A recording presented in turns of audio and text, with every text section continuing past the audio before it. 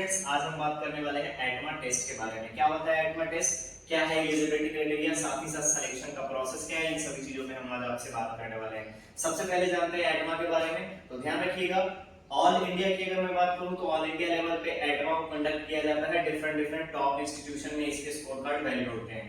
एटमा अगर हम देखें तो यहाँ पर एटमा का फुल फॉर्म होता है association of Indian management schools admission test for management. Okay, इसमें सबसे इंपॉर्टेंट चीज हो जाती है हमारी eligibility, that is educational qualification क्या होना चाहिए।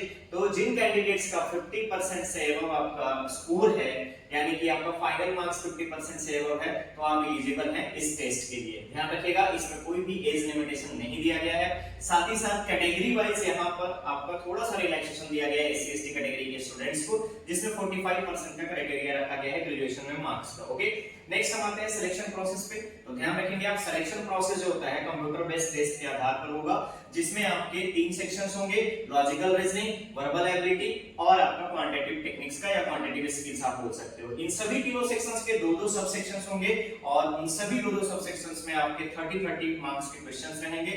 टोटल 180 मिनट्स के टाइम दिया जाएगा। 3 आवर्स का आपका टाइम रहेगा पूरे टेस्ट के लिए। सेक्शनल कटऑफ्स वगैरह भी इसमें इंक्लूड किए जाते हैं।